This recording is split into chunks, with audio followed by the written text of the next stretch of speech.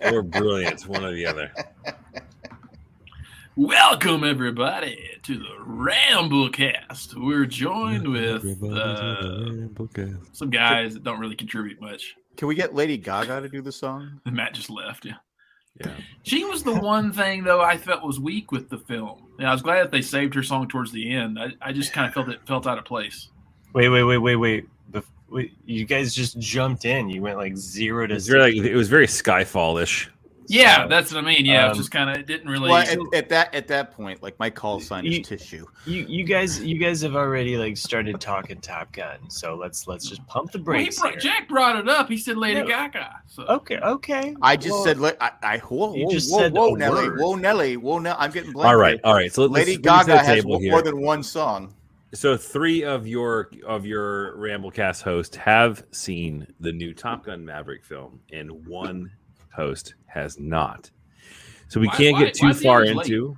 No, you guys can discuss it. I just think we should preface this for anybody else that's just joining us. God damn it, Maverick! We're talking spoilers here. I would have liked to have seen it, especially with my dad over the weekend visiting with him, but timing wise, it just didn't happen. Yeah. So I'm really hoping to, because the number of times that I saw this movie Top Gun in the theater with my dad growing up, just endless. Like probably 10 times he took me solid. Really? Yeah. So back then, did they have the old piano player off the side, like playing along with it? You know? Yeah. And they had these. They put up the words. The words, yeah, like a little poster. Hitting the eyeball with the paper airplane. You're like, son of a bitch, this is so real. I say we do a flyby. In those days, they were like, "Oh, we need to shoot it against clouds to make it look like it's moving against something." Yeah. So, yeah. Well, we won't get too far into go ahead. spoilers. I will remove myself from this conversation. No. You guys stop. We won't get too far into spoilers. No. But but when Maverick dies, I couldn't believe it. But I think that what we could do is that we could just go around and say what we, 2 thumbs up, our ratings for it, and kind of either get Matt pumped up or completely disappointed. Huh? I'll go first. Okay.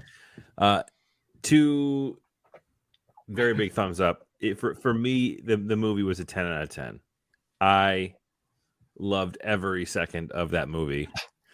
I even didn't mind the Lady Gaga bits, but I thought from start to finish, like literally the first boom as they go into the intro music. I went from 6 to midnight real quick. Like I got real excited, and then from that point forward, I was just along for a ride. And like I thought they did such a good job of knowing exactly what the fuck the movie was. You know what I mean? Like they knew what they were doing. They followed the shtick. Nick, this might be like a New Hope / The Force Awakens situation for you, but I think they did a really good job with it. I thought like the overall themes were kept really tight. The casting was fantastic. The direction was incredible. I mean, you're looking at all the in-air footage that they filmed. It lived up to the hype. And for me, I can't wait to go back and see it in IMAX. I'm going to see it again for sure. Yeah, I definitely get where you would make that assumption about me hating it for like the. No, not hating it. Just drawing the parallels. The parallels, yeah, but like to me, like it was one of those where it did have parallels, but those were good parallels. You don't have to put me front and center. I was there you go. I thought they did a really nice job with They did a good job because like the parallels to me that they did were, it's like Great Balls of Fire. Like it wasn't cheesy. It's fine, you know. And like, and then of course like Jack's saying like like the God damn it Maverick, like like things like that you kind of expect. There were some things I wanted a little bit more. I wish we could have gotten a little bit more of the conflict, the tension between Rooster and Maverick. Yeah. But I agree. Like I still think the first one is just slightly better than this one. But I would never say if there's someone named Rooster, did they come to snuff the rooster? Did they play that Alice in Chains song? No.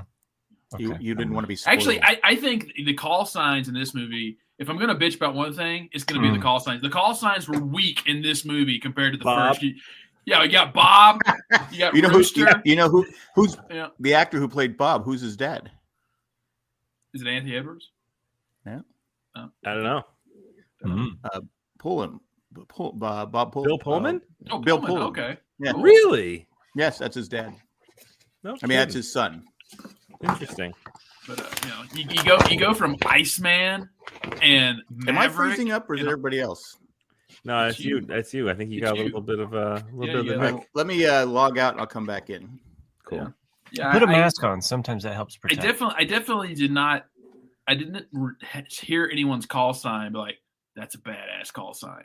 You know, you went from Viper to Jester to Maverick to Ice, and like I was like, oh yeah, I'm Rooster. Like, really? That's the one you settled on? I'm like, all right. My name's Vortex. Yeah, exactly. Like it needs to have some. Ugh. Well, that was a call sign, wasn't it? What? Was Vortex? it Vortex? No. You had Phoenix. That's what I'm thinking of. That's me. That Pop-Tart? none of them were really memorable, aside from Bob. Yeah. You know, like, Bob Sprinkles. was great. Yeah. So I mean, I thought they did such a great job with the whole direction of the film too, because you got to see some really cool things we haven't seen. Hangman was a pretty cool name. Yep. Yeah. Hangman was cool. But you got to see some pretty cool shots that they could not have done had it been like CGI completely. They had to get some really good shots, and they did a nice job with it. I think that the opening scene, the opening conflict that you see Maverick and Rooster, just Franklin, the opening conflict in the air between Rooster and Maverick was awesome. Like it was really fucking cool. Intense. I'm not going to spoil it, but I remember watching it and being like, oh, so that's how this is going to go. Like it's interesting. Actually, one of my favorite scenes was towards the end, and I won't spoil it, Matt. I won't spoil anyone. But it's like, you know how Mavericks move in the first one is always, hit the brakes, he'll fly right by. We see a version of that, but it's a twist on that. And I think everybody was like, whoa, like that was cool. Like, and that, I like that. That was one of my, I'm always, just because I spot things, I spot it in the original when the cameras are attached to the aircraft. The same thing, I can always spot the camera on the back of the F-18s. I'm like, oh, there's the camera right there. Like, other than that, I enjoyed it. I enjoyed, Penny Marshall, whatever her name, his love interest in this film. I like that she was actually Jennifer Connelly, amazing. For 50, I didn't realize she had such 51 pretty years eyes. old. She is still smoking hot. Smoke show. Her eyes. I never realized her eyes were so. She has pretty eyes. Yeah, I never noticed until this movie how weird Tom Cruise's teeth are over to the left just a little bit compared to his nose. I'm like, why is his? Well, his why nose is has teeth got a crooked? little break. Yeah. I think he's broken his nose a few times. Yeah.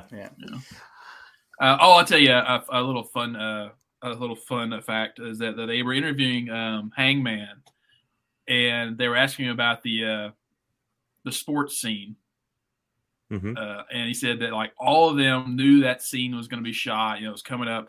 And so like for the 2 weeks prior to filming that scene, the insecurities pop in, like this is going to be on film forever. Like, they all got ripped.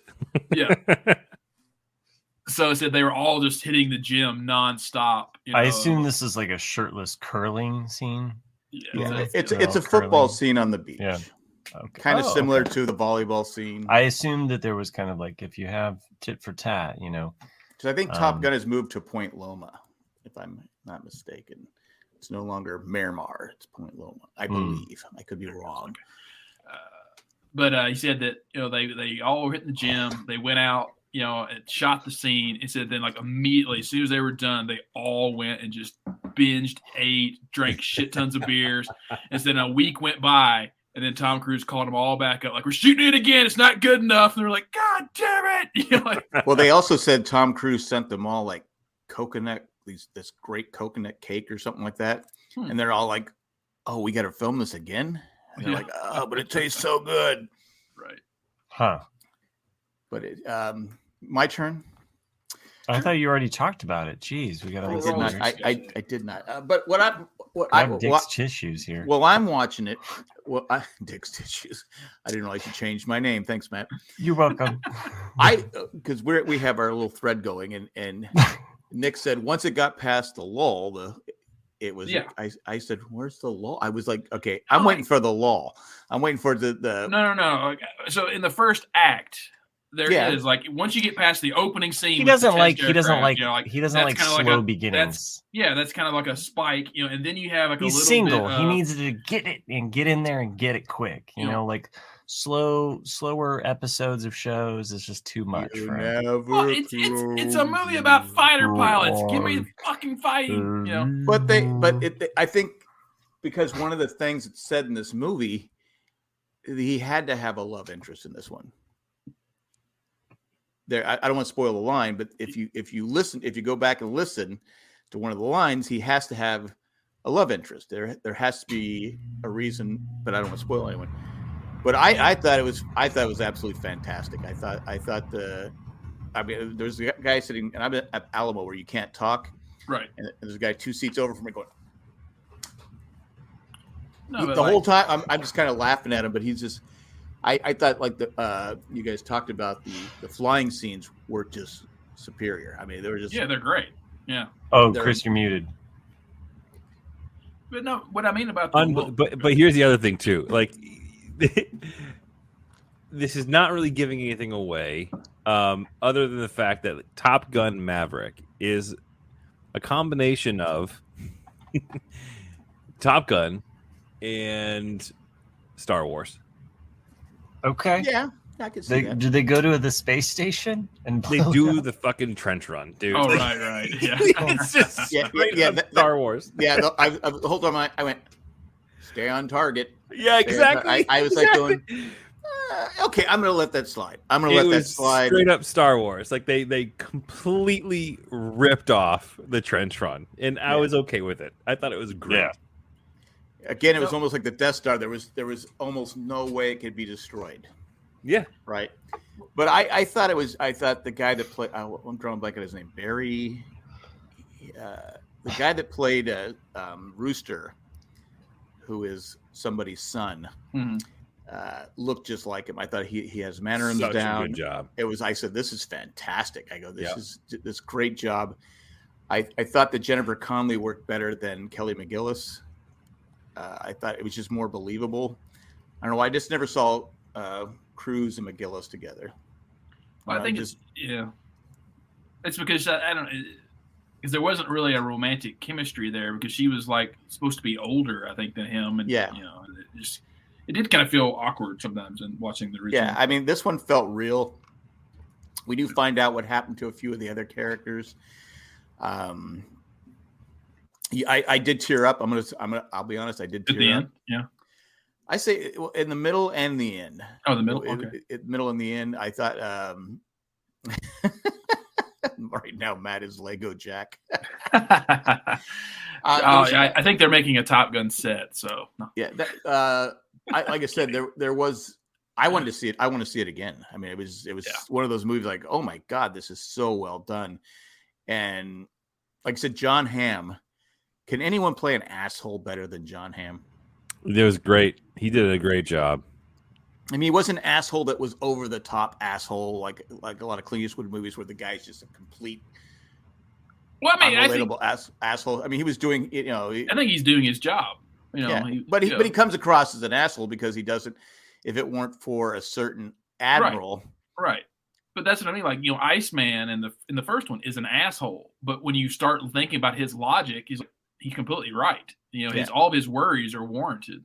Right. Yeah. Nick's hoping that people will make that same comment about him when they listen to the podcast. Yeah. I hate Nick. In the first he's right. 50 seasons of the RCAD. I'll tell you though, that got me. I mean, it's no surprise. I think everybody knows the fact that Val Kilmer plays a role in the movie. And fuck, man, it's good. No, it lends weight. It's for his limitations, you know, it not only is it a cameo-ish, but his entire purpose in the film has a purpose. Yes. Right? So yes. that's what makes it good. And it's when it comes back to John Hamm later, you're like it makes it makes sense. But seeing him, and even the voice that he had wasn't his. No, right. I heard about this. Yeah. All right. You know, it was sad. Like it actually made me sad. Like, but how they tied it in was perfect. I mean, I was like, okay, that was brilliant. Yeah. How they tied that in. I mean, to bring him into the movie and have it work. Because I know when Maverick goes to the house. I'm like, well, who's this? Because I didn't know. I couldn't recognize the woman. You know. And anyway, but you guys were talking about how I think Nick said he could have done more with a scene about what the friction was between Rooster and Maverick. But I think because the whole time I'm thinking it's this, but it's not. Yeah. But it turns out to be something completely different. And then why he did it, you're like going, okay. Yeah. Right. There's that scene where Jennifer Connelly confronts him about it. And it was like, oh, so the lesser of two evils, essentially. Right. So it's like, okay, all right. And I was like, damn, Maverick's a good dude. Yeah. Well, I think Maverick was always a good dude. He just he just wants to do things his way. And there's no better pilot than Maverick. I mean, you have these the 12 Luke people that Skywalker. Just going to say it. No, I think Maverick takes him out. Because the 12 pilots, they're graduates of Top Gun. Right. It wasn't like when he was going there and, you know, they were learning how to dogfight. They were graduates of Top Gun, and he was still leaps and bounds better than them. So it's just, plus he doesn't want anyone to die because he still remembers, oh no, Goose. Oh no. So, and you can see that scene, spoiler.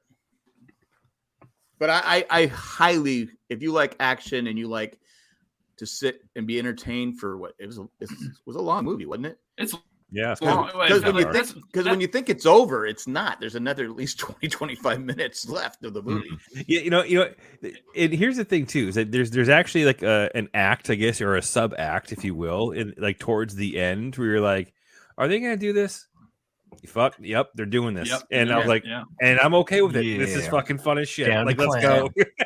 I mean, it had. It was funny because we're at the Alamo, and exactly what I'm talking about too. They usually bring your check with about 25 minutes left in the movie. I'm like going, okay, this can't be the end of the movie because I haven't got my check yet. Right. So, but anyway, it was. It's funny. I know it's just because it's fresh, but I just watched Top Gun, the original, about a week ago or a week and a half ago. I think it's better than the first one. Really? Yeah. It's one of those things because it's probably fresh in my mind, and I was just blown away how good it was. Well, I will say that there's so much more to the story. Yeah. This time around, no doubt. But I mean, like, I think that aside from Iron Eagle, you know, there was no movie that did anything close to what Top Gun did back in the 80s. Yeah. Right. And that's quite frankly because the U.S. government funded the fucking movie. There was so much money I pumped into it. But that kid Iron Eagle, I forgot he couldn't act. They were showing clips from that at the Alamo. And why I go, it's Golden Eagle, Iron Eagle, something like that. Iron Eagle is so bad. But I go. You have Lou Gossett Jr. I think he's in this, and they showed him. I go, the kid did have good hair. I will say that. I think he was only hired for the part because he was pretty. I don't know if he did anything else. Maybe is it Iron the same Eagle dude too? from the what was that Last movie? Starfighter? Last Starfighter, yeah. Oh, is it? Same guy? No. Chris, I legit was like, in my mind it is, but it probably is not. No. Anyway, I mean, there was just like go see Top Gun Maverick. Back in the 80s, they just had like people with that hair on the shelf. Yeah. What I mean by lulls is, you know, you have the first spike in the movie with, you know, what Tom Cruise is doing, you know, but then what leads him to Top Gun. So you get the whole conflict with John Hamm, him setting up his romantic interest. I fucking know the plot now. The rooster. You know, that's it. Like 3 different, plot setups. And then when he says, sit on it, Potsy, it's like the best. Then you have the other one as well with Val Kilmer. So it's like, and before anything really starts to happen. And so it's not until the funeral scene to where it finally starts like, now we're fucking off into the races. Because like, after that on, it's awesome. Right. Another thing too is Ed Harris playing more dick parts. Yeah, no. Ed Harris a bit role for him too. That movie. And he was in that movie for like 5 seconds, and he's probably Ed Harris has got to be getting old too. Well, he's fantastic. I love Ed Harris. But he used to be happy go lucky. As time goes on, he's gotten older. He's become, as he's lost all his hair, he's just a bad guy now. That's usually what happens. Yeah, I know. I know another guy like that used to be happy-go-lucky, and now he's just a dick.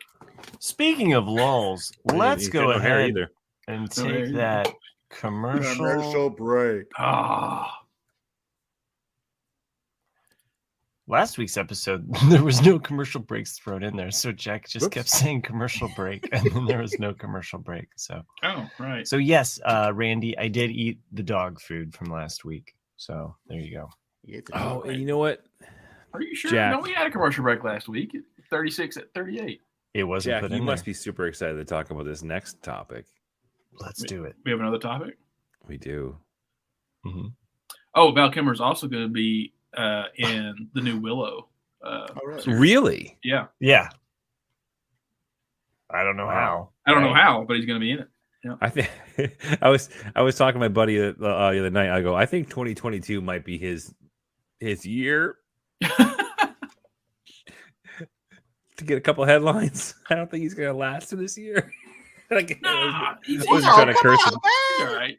Yeah. Oh, come on, man. He looks like shit. That's what happens when you have a shit ton of radiation therapy. You kind of. Anyway, what was the next topic, Chris? What are we going to talk about? Jack's favorite genre of TV and or films. Obi-Wan Kenobi. Star Wars. I watched the first episode today. I didn't realize there were 2. Oh, okay. So you just got through the first episode. I didn't have time to watch the second one, but go ahead and talk about it. But... No, you can talk about it, Jack. Yeah, I will. You watched the first episode. I think Nick and I had a very similar, first take on the first episode. I don't know. Nick's was a little bit more of a petulant child. Yours was like a little bit more just kind of like this was slow. So I was bored as shit with episode 1. I liked the first episode. But in fact, Jay and I both enjoyed it. But there's Jay's this not going to hate allure. anything. Jay likes everything. Jay likes everything. Yeah, Jay likes you everything. You can have a frog farting on a log, and Jay would go, "That's really good." Jay would give it was amazing. Jay would actually give you a slide presentation of how the frog was farting and why it was important. Right. So there's definitely the allure of the fact that, oh, hey, we're getting some fucking content with Obi-Wan, who we haven't seen on the screen in 20 years, right? So there was something cool about that. And I think that anybody who watched Clone Wars and, all the animated shows has a little bit more of a close connection to Obi-Wan than other people do. Like, I think we'd all do. We watched all the cartoons. We talk about it. I mean, every once in a while, I'm on a podcast that you guys are on and talk about that type of shit too. I'm never invited. So it was great to have him back on the screen, but he was a little bit Kanan Jarrus, if you know what I'm talking about, for the first 45 minutes of the show. No, sorry. Let me finish my thought before you jump in like a petulant child, to use your words. Okay, go ahead. But it was just boring. I get it. They're trying to build up the story, but guess what? He's been gone for 10 years, and that story's been being built. Let's just jump into it with Kenobi. But here's one thing that I did not expect, and it was kind of a pleasant surprise because I didn't follow any spoilers. I didn't see anything about the show, and that was the introduction of a character that I had no idea that this show was going to focus on, and that was Leia. I was shocked too. And I was like, that's interesting. Were you pleasantly surprised, Jack? Kathleen Kennedy lied to us. She said they weren't going to recast any of the. But then I got to thinking, and I'm like, did that just fuck up the canon? Because why the fuck would she not recognize or know who the fuck Obi-Wan Kenobi was when she's talking to R2 in A New Hope, and then all of a sudden now she has no idea who. She doesn't know. He looks completely It's only different. been 10 years. She has no idea what Obi-Wan Kenobi looks like. No clue. But she didn't even know the fucking name of the guy in A New Hope. But she spent all this time with him being saved. I'm saying that she doesn't know Obi-Wan Kenobi and Ben are the same person. He never says that, like, what his last name is. I find that hard to believe personally, but I will say. I mean, it's not like there's a Wikipedia entry and I was trying to Alderaan. Be honest with you, she's like, oh, okay, that's who Obi-Wan Kenobi is, and this is who Ben is, because she doesn't. Fair, but here's my other thing. The only other more bizarre casting that they've done for Star Wars in the last 5 years, outside of Bill Burr, it's been fucking Flea. Like, what the fuck? Yeah, why is Flea in this role? Yeah. Flea does take you out of it for a moment there, because you're like, wait, what?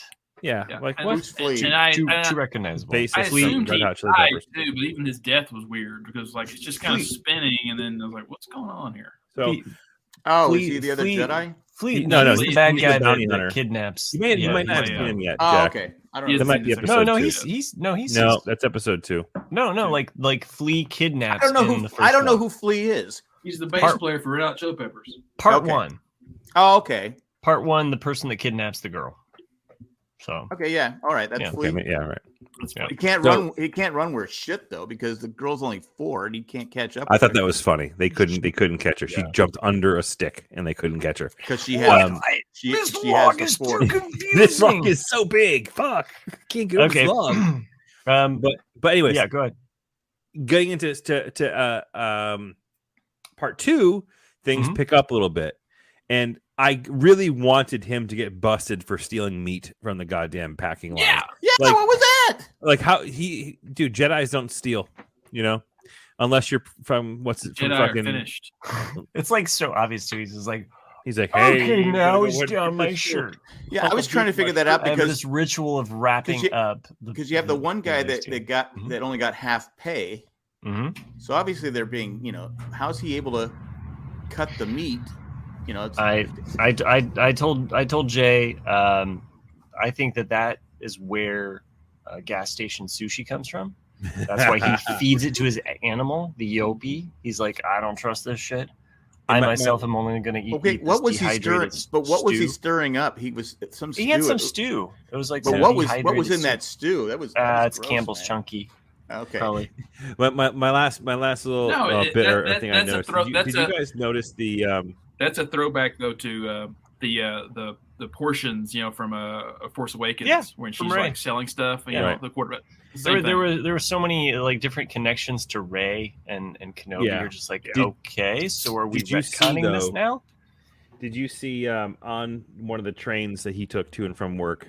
Mm-hmm. It appears to be either Boba Fett or a clone. I did not see on the boat. No, on the boat. I need to watch. I've watched that boat scene. I've watched those boat ships. Yeah, the boat scenes in the part 1. I think so. Or yeah, part 2. Oh, but the one thing I really liked, sounds sadistic to say I really liked it, but I thought it was a really. I think we were texting about it in our group thread, about how the veteran. Yeah, it was cool. Oh my gosh! I thought that was one of the best scenes. Yeah. Yeah, I thought that was a really interesting take on like a sick mirroring of reality, really. But I thought it was interesting. Anyways, I'll take a step back and let you guys talk. No, I'll let Nick shit on it, and then I'll talk about it. So there was a big lull in the beginning. No, to me, I actually probably would have liked episode 1 a lot more if they didn't spoil it through the trailers, because like all the cool stuff that happened in the first episode was shown in the trailers, like with Uncle Owen confronting Obi, like all the stuff. So I actually wanted it to be a little bit more grittier. I would have liked to have seen almost like a fat Thor Obi-Wan, just kind of like depressed, drinking some blue milk. You're like, used to be a Jedi, but I'm not, And then like you get like a Rocky montage, like when he gets confronted and like he's all working out to get back in shape. No, I'm kidding. That would have been horrible. No, I talked about this. I talked about this specifically. Is that he does need a montage, like part 3. For those that have seen part 1 and 2, like he needs a montage, some kind of forced montage, so that he can get better at exactly. But it's funny. He is like Rocky in Rocky 3. Mhm. Remember, Rocky? He's lost his confidence. Clubber Lang has knocked him out, and he's like, hey, I can't save the kid. I'm not the same guy. I'm not the same guy. Well, and he goes, I'll do it tomorrow. There is no tomorrow. There is no tomorrow. Anyway, there's two scenes that really show you how broken he is, and that scene where he's just like, I'm not the same person. He's not doing the most altruistic thing. Thanks for not telling on me. And then the other moment that I really enjoyed was that moment where he's in the cave and you're expecting Qui-Gon to show up, but there is no Qui-Gon. It's just dark and lonely. And I like the spaciousness of the first part because it shows us how isolated he is. It's the psyche of Kenobi. And when you watch A New Hope, it's a lot more of a spacious, drawn out, kind of slower opening than any of the movies. Partially because it was made in the 70s, but go ahead, Jack. What I was trying to figure out was with Luke being, how old is Luke? And when they're both 10. Yeah, because it's 10 years later. 10 years really? After they were born. She's 10. She's 10. They're both 10 years after they were born. She didn't look 10. I thought she looked a little bit younger than 10. I didn't think she looked. She's probably good at 8. And so how old is Luke in A New Hope? They're 19. both supposed to be 19. So this is 10 years, so 9 years before. So in 9 years, Obi-Wan ages a lot. Well, sure, yeah, but Force lightning's a bitch. You just have to accept that these. But am I right? Because I was sitting there going, okay. Well, yeah, he looks older, but in New Hope, twin sons, is old, man. In the desert. Old. The desert. That's true. I mean, look how much Uncle Owen and Aunt Beru aged. They went from like young to like grizzly to grizzle, like in just a few. I thought Uncle Owen looked the same as the guy in The New Hope. No, I thought they were getting really close to. I mean, except a little thinner and yeah. But I mean, it doesn't have to be perfect, and I think that's where we kind of is this show the best Star Wars that we're getting? No. Okay, like there's some aspects of it that fall short with special effects and both visual, CGI as well as like the actual physical like makeup and masks that we keep getting with aliens. Am I frustrated by that? It is what it is. I think of it like I don't think of it seriously like Star Wars animated. And when Star Wars animated started out, it wasn't the best animation by any stretch. No. And it continually got better. And so I'm in for a penny, in for a pound with the Star Wars series. And I felt like Kenobi was still light years ahead of what we got with Book of Boba Fett in the first 4 episodes. I agree that I agree that it's better definitely than Book of Boba Fett. But then I was really irked with how bad the CGI was because this is Obi-Wan Kenobi. It's Disney. It ain't like they ain't got the money. Yeah, I know, but I think that they rushed it because they wanted to get this out.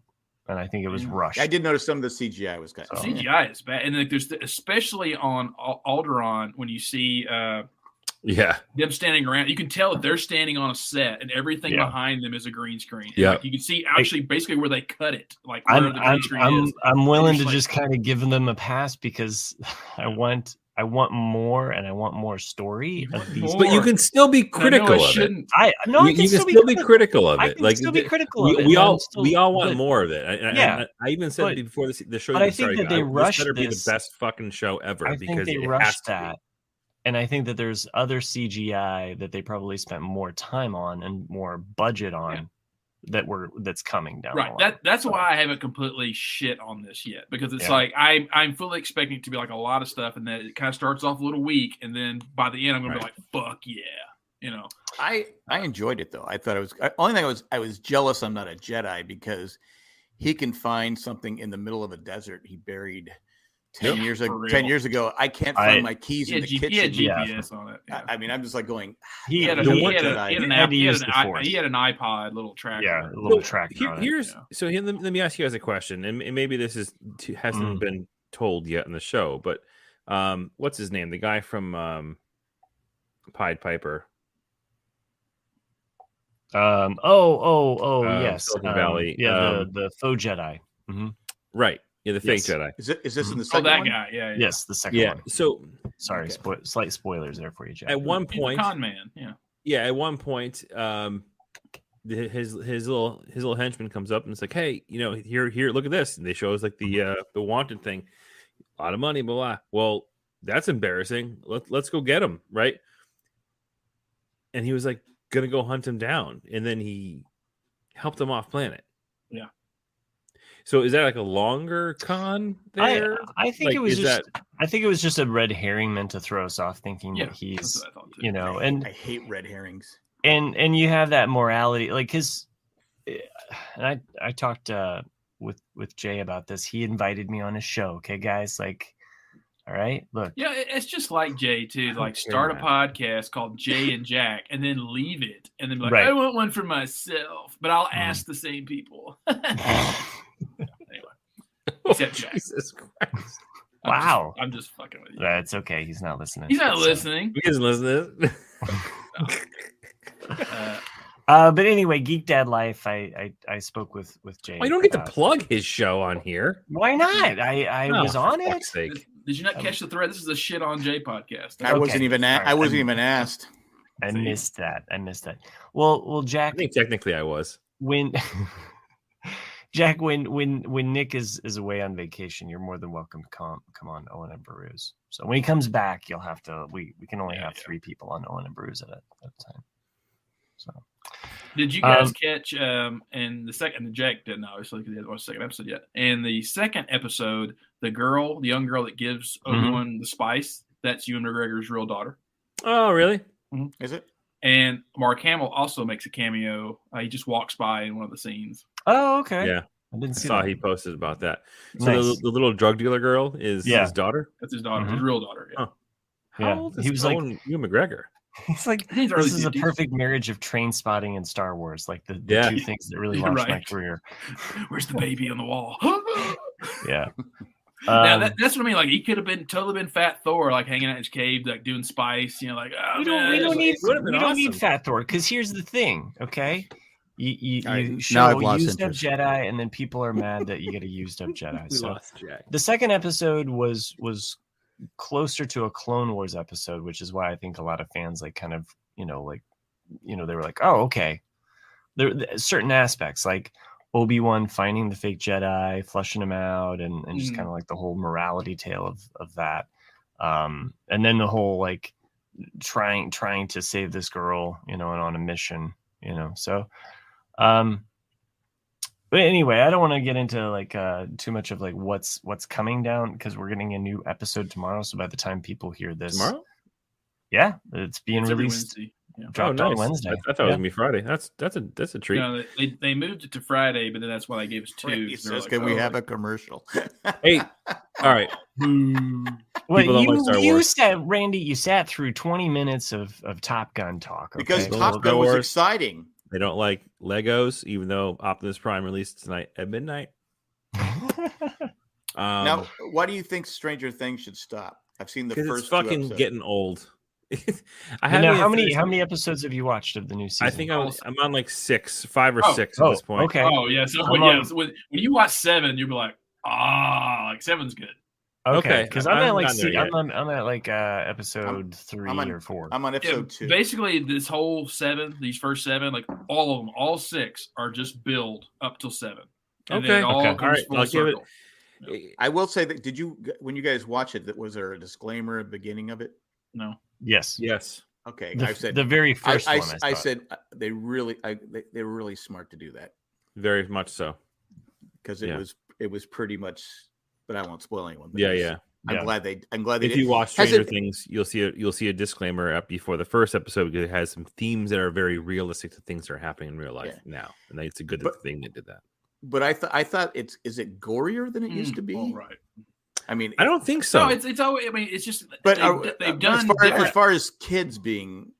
Well, they're growing up now, but they're definitely. Yeah, but I mean, like some of the things, I mean, definitely are terrifying. Like the whole thing, they've done every season. They've done a different '80s, story type, and so the first one was very much Stephen King. The first season, second season is more like action '80s, like because you have like a very much Aliens type feel to that season. Third season, it's more hard to define, but this one is definitely '80s horror for sure. It's why you have Freddy Krueger as Hannibal Lecter. I mean, come on, it's like that was what's his name, wasn't it? Yeah, that was awesome. I thought what was I going to say? You're going to say shit. I'm getting too old for this. Robert Englund. Yeah, Robert Englund. John's saying the same amount of gore, and Kim is basically saying way too scary. It just seemed like it was younger. The people dying were younger. Maybe, I don't know. In this one? And I still don't see the mom and dad together. I know it's only been 2 episodes. She has the 80s frizz, and he's just got the. I don't. Oh, the guy that plays the king of the what's it? The Hellfires, Hellraisers, the dungeon. Mm-hmm. I thought it was Pauly. I go, God, is that Pauly Shore's son? I go, he looks just like Pauly Shore. I looked up, it's not. So, see, my thing is, I liked him the best. Yeah, and then he's non-existent. No, he didn't. Yeah, I mean, for the most part, he's. Well, I mean, that's to me the only thing I'm kind of halfway complaining about with this season is that the main kids are hardly in it this season. They're paying attention to the ones that came later because, like, you hardly ever see Eleven's boyfriend or the one that got kidnapped in the first season. Like, they're Mike. Will. Yeah, you don't Will hardly see Mark. Yeah, you don't hardly see Mike and Will at all this season. Okay, I've only made it through the first 3 episodes, but like Mike and Will's relationship. So slight spoilers. It's just there's this really funny moment where, like, in the first 3 episodes, where you're just like, dude, I remember when you were worried about this asshole, and now you're just kind of like he's not even there. He's a ghost to you. This is Will and Mike every episode. What? They never smile. Their characters never smile. Mike is a downer. I'm sorry. Mike is a downer. Yeah. Oh, and what's his name? Kim's getting into some fighting words with John here, which is kind of so she said bullshit. I watched it and had to turn it off. So yeah. So, what's the basketball player's name? Oh yeah. LeBron James. Look, Kyrie Irving. I'm rubbish with names, but yeah. I know you're talking about. That kid grew like 5 years in like overnight. He's 21. All of them are old. Yeah, I think the youngest one is the one that's got used to have no front teeth. You know, he's 19. You think he's the youngest one? Yeah, he was. Yeah, he's the youngest. That was fucking funny. That was a funny line when he was like, "I'm gonna hit you so hard, your teeth are gonna fall." And he goes, "Dude, yeah, that was a funny line." I haven't seen that part yet. Yeah, it's I'm enjoying it so far. I'm just glad that there's more Stranger Things. It just seems like it's taken so long, and I kind of 3 years. I still secretly kind of hope or wished that they would have done the flash forward, where like you see these kids older, and you know it's like you got to go back one more time, kind of thing. Like that was one of their plans, I guess. The Duffer Brothers was that they were supposedly going to do a kind of almost like It, where these kids in the first season, you know, the second season was supposed to be like, here they are older and they're going back to deal with the trauma of what they left behind. So I do have a question. In the first, is it the first episode where Winona Ryder is going to smash the doll, and she has the tank? Why was the God? Why was the neighbor so freaked out? I don't get it. I think they just had to make Winona Ryder like characters seem crazy. And by the way, that's the way that you decide to open. I mean, like you got a fucking hammer, just put it in a bag and smash it. Well, she was worried about explosives. Yeah, she wanted to explode or like have any like chemical agents or something like that. I guess so. The 80s. But I was like, I go, why is that neighbor so freaked out? I thought there'd be heroin in it, but that was just me. If Winona Ryder was living in my neighborhood, I'd be scared. She'd kleptomaniac. I'd be like, shit. Yeah, Beetlejuice, Edward Scissorhands. Oh, I know. For real, I would have no problem with Winona. Like, I gotta say, one of my beefs of the show is that the stoner kid. Long hair, the pizza. Okay. Like fucking give it a rest. Like he was too over the top. It's way over the top, and it's fucking not even realistic at this point. I mean, did you guys get the OP reference? Yes, okay. I did. The Ocean Pacific. Oh, it's just a cheap knockoff. Yeah, that was actually pretty funny. I had some Ocean Pacific gear back in the day for sure. Really? I mean, yeah, I had some. Even though I lived in the Atlantic. At that point, I was living on the West Coast. North Atlantic. Yeah. I had my OPs and my Little lobsters Birdwells and all that stuff. So yeah. Another Bitchin'. show or movie that I checked out over the weekend, even though I didn't get to go see Top Gun. I watched the George Carlin documentary special. Oh, is that good? On HBO. Yes, it was really good. I fell asleep watching the first one. I have to go back and check it out. I think it can be easily done just because there's a lot there, and they're showing you. There's even writing that they're showing you at times, in which but super thorough, and the way that Apatow and the crew that he has that like edited that together, where they're taking pieces of like all of these different interviews from his life and weaving it together to tell you the story of his early life all the way up through George Carlin is brilliant. What's that? I got to see him twice. Oh, did you? Yeah. I never saw him at all. It was really Car Wash. really really fascinating to watch his evolution, because he really I think it showcases what a true artist he was. Mm-hmm. You know, in the regards to the fact that his craft, yes, there were these things that he was pursuing in his life. Did it upset you to see a true artist? He wanted he wanted to be like Danny Kaye. Like that was like this thing. Really? That he was like, yeah, that was one of the things that he was striving to. So spoilers alert. You might want to have to explain who Danny Kaye is to the kids. I don't need to explain who Danny fucking Kaye is. They can watch Christmas Vacation. He used to own the Seattle Mariners.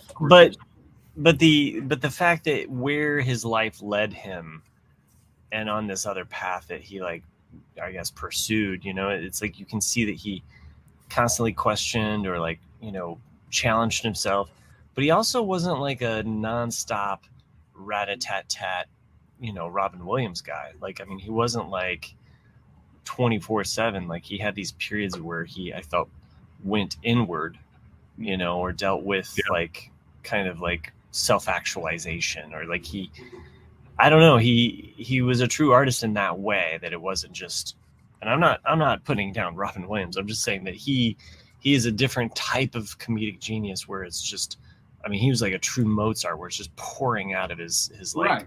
You know, Robin Williams was freelance. Yeah, and I mean, I think a lot of comedians wouldn't even, you know, compare themselves to him just because of his level. But that idea that like that Carlin could pull back, that he wasn't like, he didn't felt like he wasn't like a comedian that felt like he had to be on 24/7, but he definitely got to these moments where he would question his work or himself. Really? So yeah, it's really really fascinating. There's 2 parts to it. I think the first one is the longer of the 2, and then once you get to the end of the first part, you're like, "Fuck yeah!" and you want to jump into the second one. I used one of his jokes in an inappropriate time a couple days ago. My daughter, who's pregnant, has to be tested for diabetes and stuff, so she has to prick her finger every day and be, the whole thing. And I said, "Well, you know what? You can prick your finger, but you can't finger your prick." And I went, "Oh, wait, what?" And my grandkids were. I go, "I don't know why I said that, but I just George Carlin came right. Yeah, you can prick your finger, but you can't finger your prick." I quote George Carlin in what's his name all the time. Mitch Hedberg. Mitch Hedberg, like words to live by. Like, I think I must say at least once a week, you know, I used to be Catholic until I reached the age of reason. That was a George Carlin line. And like, I've mentioned that a few times, to get a couple weird looks. I'm like, oh, it's George Carlin. Yeah, it's George Carlin. Have you guys heard George Carlin talk about what's the best engine ever made? No, I don't. You should look up that one, but it's basically a woman's vagina. Oh, okay. Huh.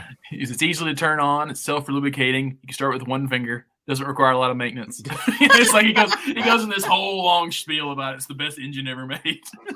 He just, like I said, he just was a brilliant. I do remember that actually now. Guy.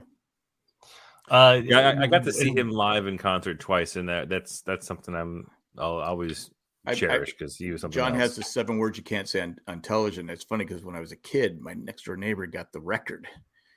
I think we were like 9 or 10, something, maybe a little older. And we played that part over and over again because they were saying cuss words that you weren't supposed to say. And I was like, right.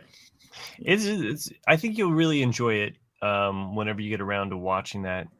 Jack, I know you always have a long list of things, but you know, when they cover certain topics like the record or the performance in which he's arrested for saying those that profanity, he's basically arrested. So I think you'll find those moments quite enjoyable. And Chris, for you, even maybe watching like and seeing timeline wise, like when you saw him and how it lined up with certain like events in his own life, because it's I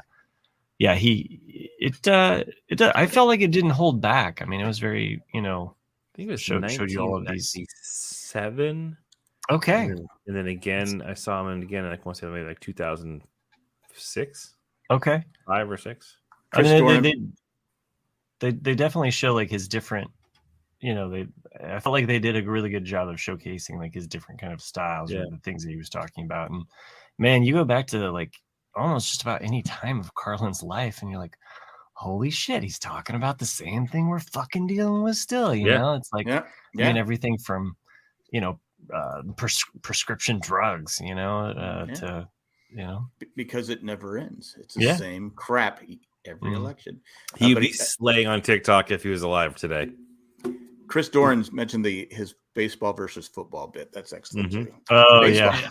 Football, we have a time. It's got to end. Baseball can go on forever. It may never end. It goes on and on.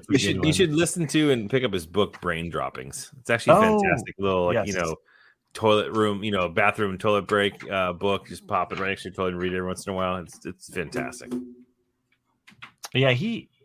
Yeah. So if for anybody that really enjoys George Carlin, I do highly recommend watching that documentary. It's on HBO right now. So I watched. Been watching the Magic Johnson thing on Apple TV. Interesting guy, and he was just he's what really got the NBA going. Him and Larry Bird, and then when Jordan came around. But man, he was a dick to his wife. I mean, to Cookie, yeah. I mean, they were engaged like 3 or 4 times. He kept breaking it off. And just I don't like that. She must have really been in love with him because she just kept it. To me, it was like he didn't want anyone else to have her.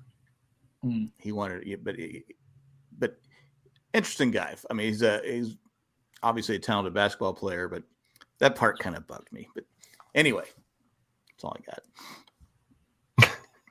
Okay, that's all you got. Did you just kind of bugged me, man? Have you ever guys heard? I think it's a few months old, but like they asked him like what was his biggest regret in his life, not as in like personal, but like he said that he was offered 1% of Nike back in the early '80s and he turned it down because Converse was it, and Nike was nothing. And he goes, it's the biggest regret he ever made because he basically 5.7 billion. Yeah, billions. Yeah, 5.7 billion because the winning season they show it where the guy's talking to him and this friend of his, it might have been Cookie's dad. I mean, I can't remember who. Anyway, was acting as his agent. Said, no, you got to go with Converse. Right. And it was like, okay. The guy goes, okay. But he didn't do Nike because, no one knew what Nike was. Converse were the big deal back then. But it's like they said $5.7 billion mistake. Jesus Christ. Not that he's poor. I mean, he owns part of the Dodgers. He owns all this crap. I mean, he's got money, but $5.7 billion for just signing your name. Mm-hmm. I mean, that's what we get. That's what we get for doing this podcast. But pretty much. I mean, and every year, I have that signing bonus. The dividends on Jay and Jack stock is it's crazy. So much. I mean, every time I appear on Geek Dad Life, it's like I get another percentage. Well, do you have to keep saying it so you get more money? Pretty much, yeah. He was just like, look, if you go on the RCAD and plug the fact that you've been on my show, get a free Subway sandwich. Yeah. He's gonna mail me a punch card. So well, he'll pay for half of the sandwich. Jay's kind of cheap. No, I love talking to Jay, especially in general. I love talking Star Wars. So really? Even if I disagree with my co-hosts, so I'm right. No, actually, I know that you're completely wrong. But if you want to make yourself feel better, All right, we got a Kim and John thing going on in here. Who's getting ugly? Actually, I'm really hopeful for the Acolyte. I think it's going to be awesome. Hopefully. Yeah. We'll Could see. be good. Could be good. Could be rubbish. Did you see who went on stage at Celebration a couple days ago? Well, lots of people. No. Chopper. Oh yeah. They confirmed Chopper and Sabine. Yeah, for Ahsoka. For Ahsoka. I mean, it's Jack weird is because really like lost now. Yeah, Chopper. I mean, they are allowing a mass murderer on the show. Chopper is one of the few droids in Star Wars that just kills people and has no qualms about killing. No humans. regret. No, nothing. You're kind of like, oh, I thought there was like a droid protocol for this, but clearly that's off on Chopper's brain. It did irk me. It's like the Twitter or Facebook. Something is like, one of the stories up there is like, oh, Chopper's gonna make his first live action appearance. I'm like, no, he was in Rogue One. Rogue One. Mm-hmm. Yeah. The only thing is like, okay, so I guess Hera just was like, we're good, Chop. I'm done with you. Go. Chop. We're good, Chop. We're good, well, Chop. Really, like Hera, it's her droid. So yeah. So that's kind of where I'm like, You never know. I mean, it's been years, and he could have swapped hands, and just like how C-3PO and R2 is gone. C-3PO is basically working the Alderaan circuit there. He gets around. All right, wait, I have a question. Is this a kind of exciting things you can hear on Geek Dad Life?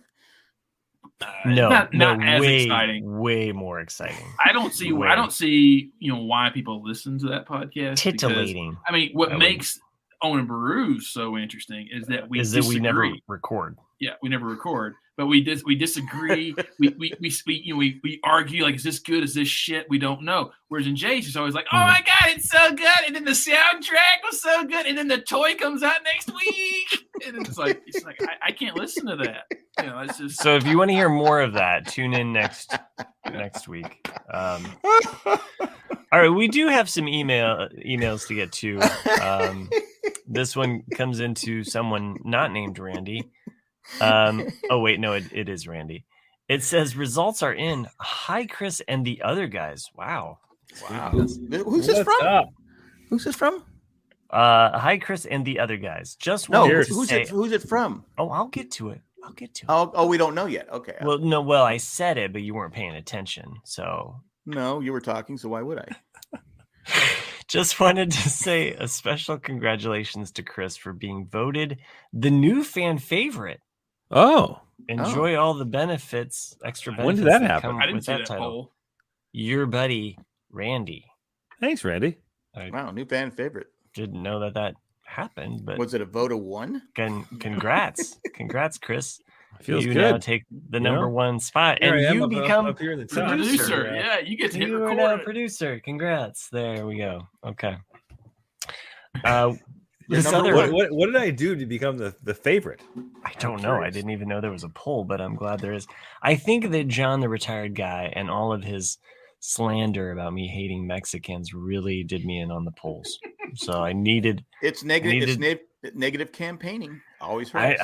I needed that Hispanic vote, and I lost it clearly to Chris. So you needed fact check to come out and fact check that if it's true or not. I assume a lot of Mexicans and Hispanics admire, the Massachusetts, I don't give a fuck kind of attitude. Well, I mean, I went from zero to hero, so quite a compelling Congrats. story. You'll tell us when we're going to record next. So, good luck, listeners. I guess that's never now. Enjoy the new fan favorite. I do think fan favorite should have to. I'm always here. I think fan favorite should have to run the show. What do you think, Matt? I think that sounds like a plan. Because Nick and I are never going to get it. Never. So. Yeah, I don't even get third billing. I'm a fourth always. Nick's trying to ensure it. He's just putting down random things, Yeah. So it's like once I get too popular, I will always say something stupid to bring it back down. Just habit. Okay, second email. It says it's all about friction. Hi, Chris, Nick, She said. Jack, and first billing again. I know. Jick, Nick, Jick, Jick. What? Jick, Chicky pooey. Jick. Get it out. Come on. I can do Hi, it. Chris, Jack, Nick, fuck. Hi, Chris, Nick, Who's Nick Fuck? Jack, and Mateo. Nick, who you fucking? What Yeah. brand of blue jeans do you prefer? Does choice of brand matter for the activity you plan? I mean, I can imagine that some have a lower coefficient of friction than others. Some may enhance your speed on the slopes, and some may slow you down. Now, me, I'm a relaxed fit LL Bean sort of guy, aka chunky. Yes, their words, not mine. But I don't think I would ever use them for sledding. Forever, Randito. You gotta get the Duluth with the curve. Yeah. My jeans have to. I get jeans to protect my my collarbone. Yeah, that would be good. When I'm sledding, I have to protect. I actually wear a metal jacket now. I only wear Muggsy jeans now. I'm obsessed with them. Oh, I don't care anymore. Whatever. I used to be a big Lucky Brand fan for the longest time, and then they quit making bootcut jeans because they weren't in style. So for a while, no wonder you weren't getting lucky. Yeah. They weren't style, man. I've worn cowboy boots my entire life. How can you not have bootcut jeans? And anyway, so then I switched to Levi's for a few years. Jeans. But then, I switched to there's a company out of North Carolina called Bulletproof, and they're awesome. You can get any color you want jeans, and they're really good material and quality. I heard you say Duluth Trading Post though. Yeah, Duluth. Yeah, Duluth makes some good stuff. I am a Duluth Trading Post convert when it comes to underwear now. Mm-hmm. Yeah, best drawers I've ever had. I have some flannel line jeans by them for the winter, and Duluth makes some good stuff. Yeah. Levi's works for me. I don't care. I had Jordache at one point, but that was in the 80s. I don't actually own blue jeans, so I won't answer that question, Randito. So yeah, at my age, I just, as long as they fit, I don't care. This is like a phishing email. To be honest with you, the depressing thing is that when you haven't worn a pair of jeans in like a year, you go to put them on and you go, what the fuck? Why don't they fit? I can't even get the button on. Get the button on. I suppose boot fit jeans. I will say though, I never understood the real benefit of a good pair of jeans until probably the last 10 years.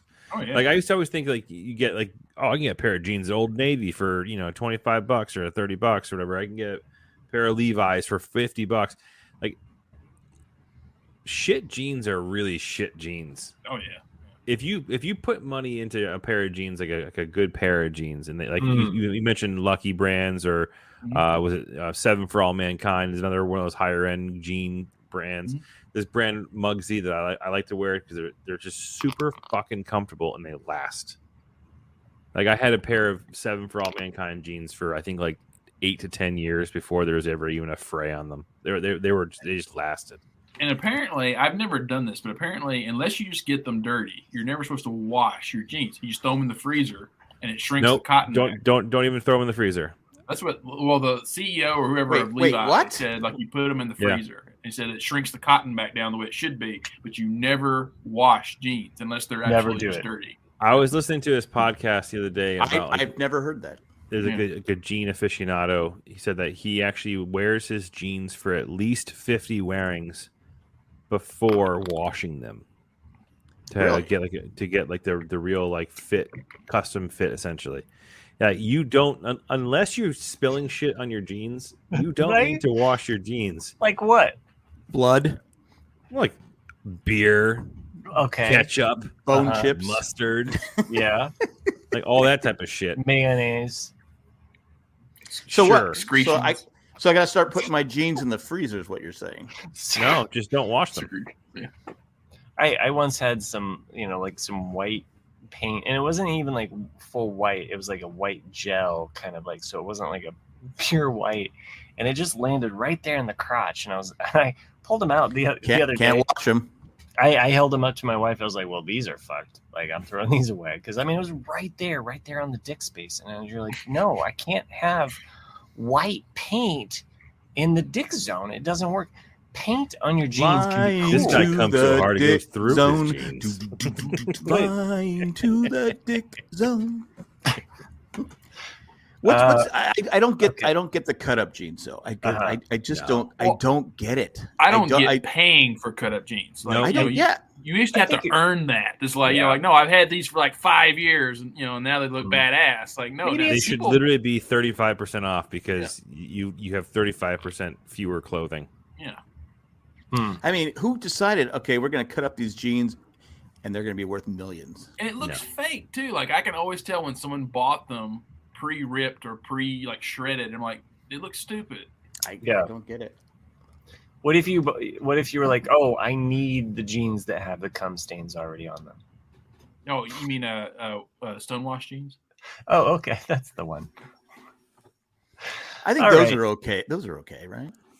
We really should close out this show. I know. No. You said like 120. It's like that's like 50. I said 115. We got just a little bit left to say these names. Can I ask the listeners for some advice? Did you bring your A game with the name this week, or did you just phone it in? I did.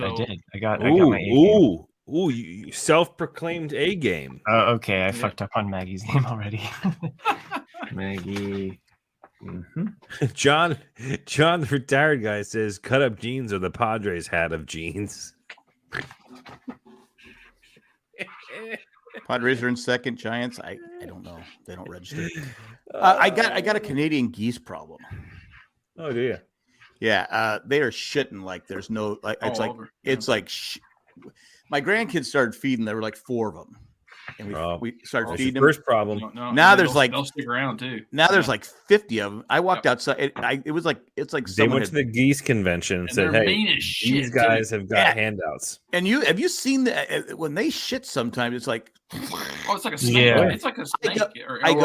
Because I told my grandkids we can't feed them. We can't feed them.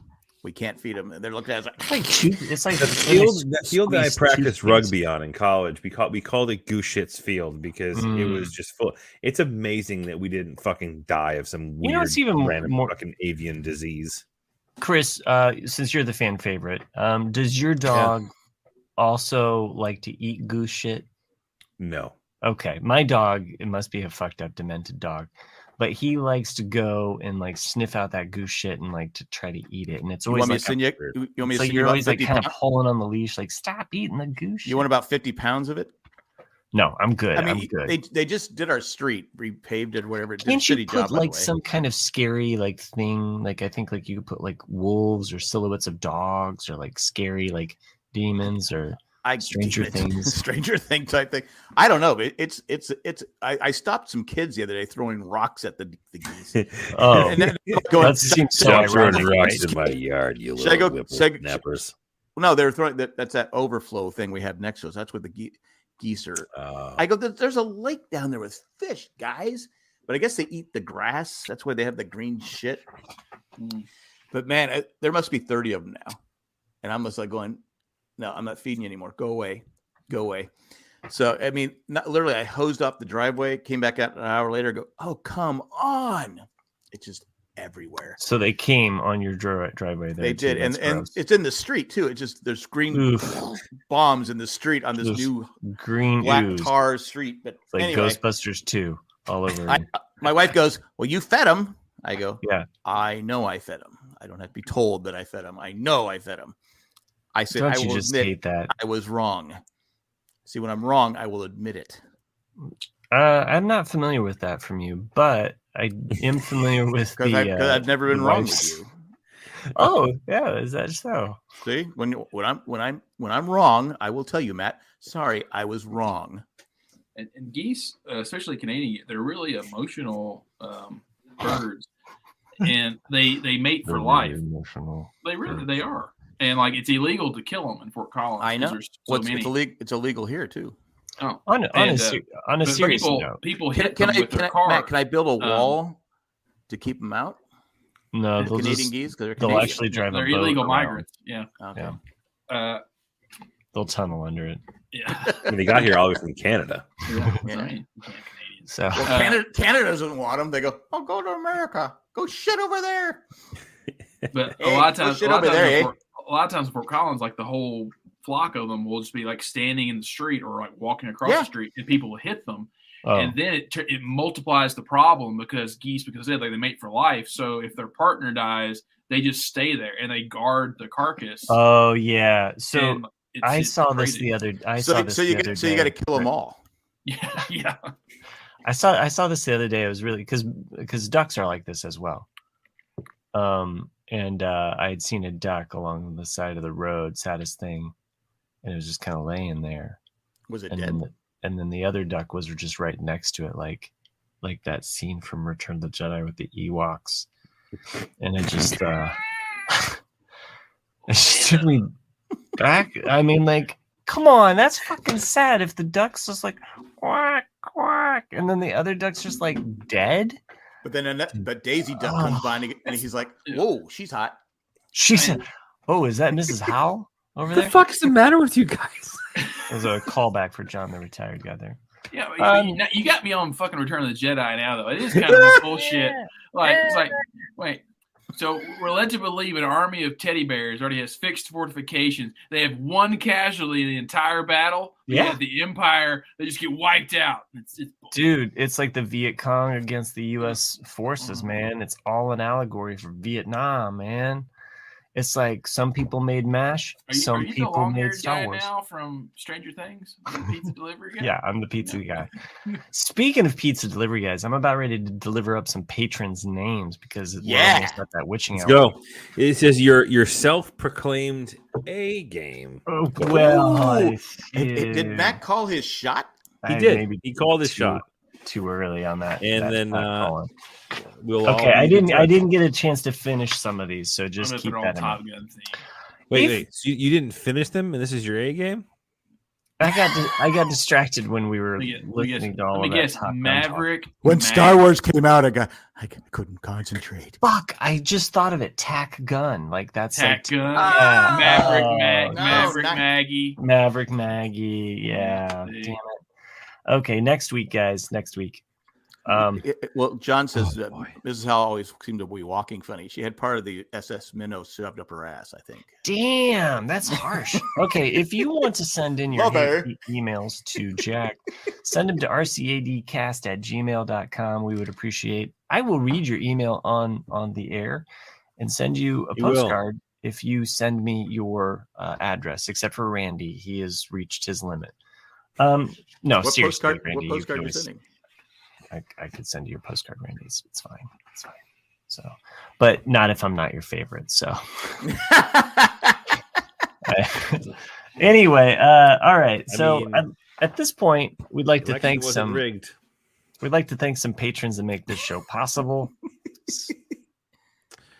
Tack Block. If it wasn't for the fucked up green screen, Yeah. you would be Oh. like That's The good. the though. green That's screen makes good it three. look cool. Without it, Oh, not your best okay. game. Here, don't okay, get- here. I don't- I'll just I turn don't- off my green screen. Can you explain No, it to me? the I don't green get it. screen's helping you. What, I'm what, just pointing that out. what, Okay. what's up with Tack Block? Like, where'd you I don't get it. block? I was wanting to make block letters. So Oh. yeah. Okay. All right. I see that these are going to fall under some scrutiny here. So Well, yeah. I mean, we already had like a whole Top Gun thing. Exploding Exploding Eckhart. Eckhart. Why is he exploding? well, it's exploding. He's going to the That's what- danger zone. I don't see any flames. I don't see any pieces. That's just Okay, like here, that's just like a half-ass arc. I'll just turn off my my green screen here. So Oh, put it back on. oh okay. How about we just forget thanking the patrons? Here we go. I mean, I would demand my money back. Exploding Eckhart. Okay. Next up here. Where did I put? Just roll the credits. Just roll credits. Where's the other thing?